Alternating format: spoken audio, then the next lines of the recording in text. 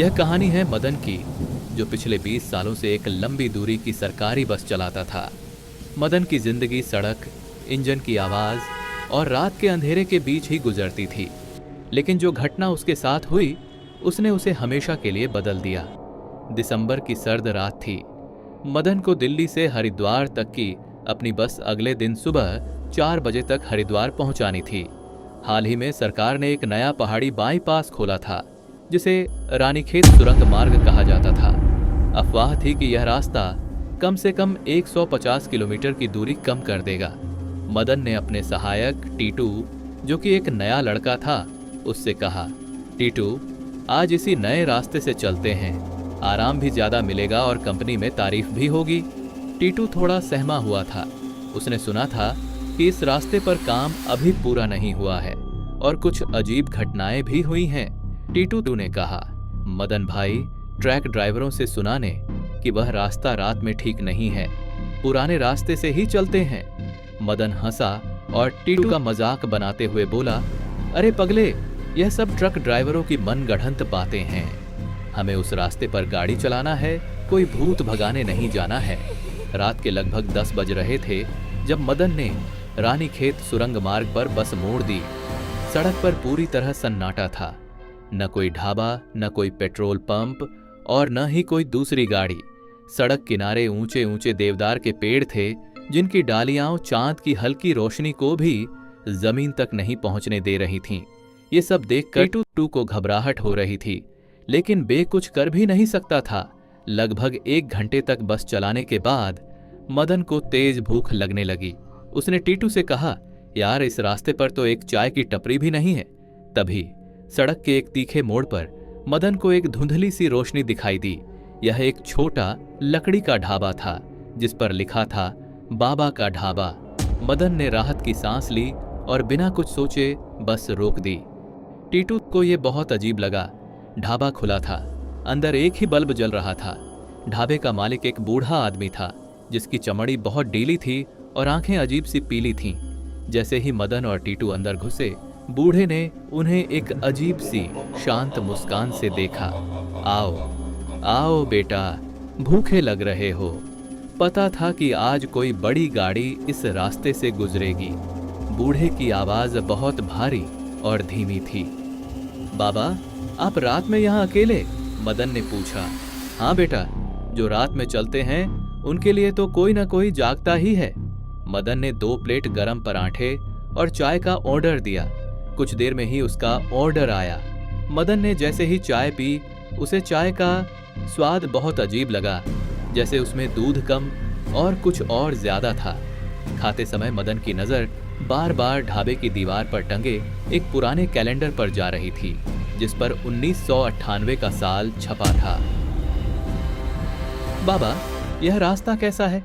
क्या कोई जल्दी पहुंचने का शॉर्टकट है? मदन ने पूछा। बूढ़े ने मदन को उसी पीली आंखों से घूरते हुए कहा, जल्दी पहुंचने के लिए ही तो यह रास्ता है बेटा, लेकिन कुछ लोग जल्दी में इतना पहुंच जाते हैं कि फिर कभी वापस नहीं आ पाते। मदन को यह सुनकर अजीब लगा, लेकिन उसने इसे बुढ़ापे की बकवास मानकर टाल दिया। जब मदन पैसे देने लगा तो बूढ़े ने मुस्कुराकर कहा, पैसे की चिंता मत करो, हिसाब तो तुम आगे दोगे। यह बात सुनकर मदन का दिल जोर से धड़का। वह जल्दी से टीटू के साथ बस में बैठा और तेजी से वहां से निकल गया।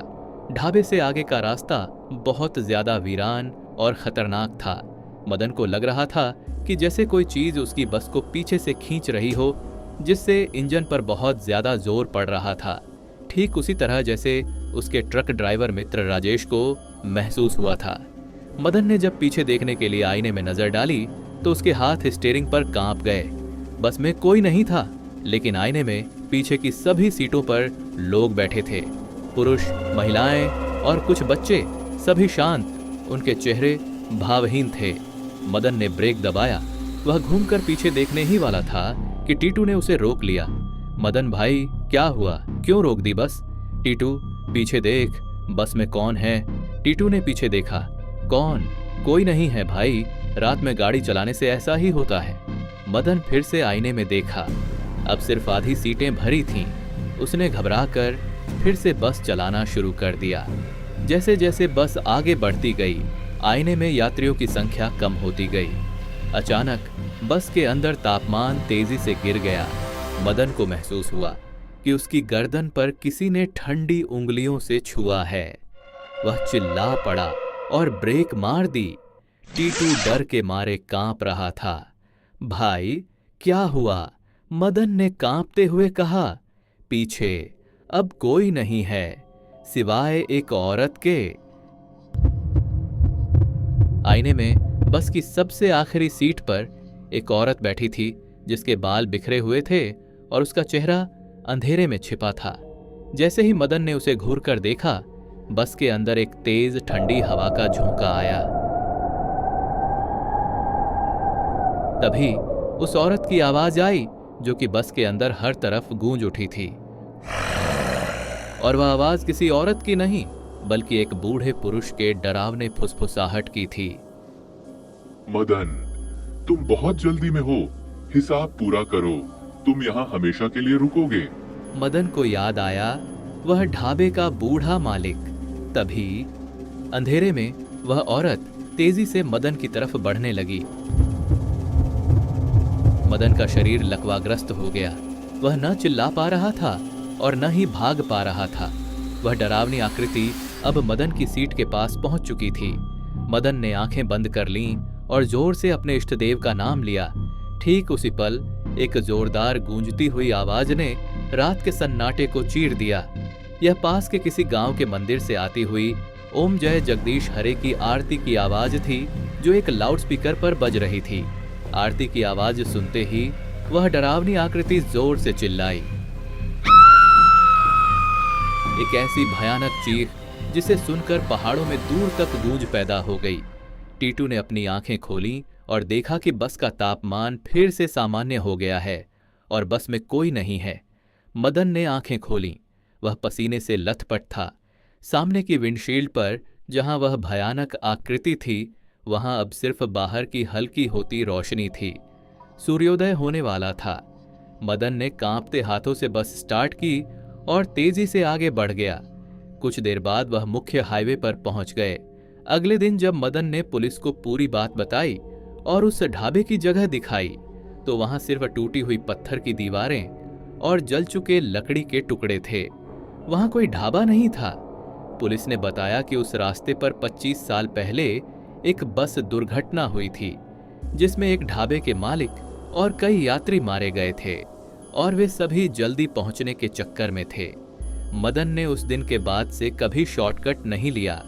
वह हर सुबह अपनी बस को चलाने से पहले मंदिर की आरती सुनता था, क्योंकि उसने जान लिया था कि कुछ चीजें समय से पहले नहीं, बल्कि सही समय पर ही होनी चाहिए।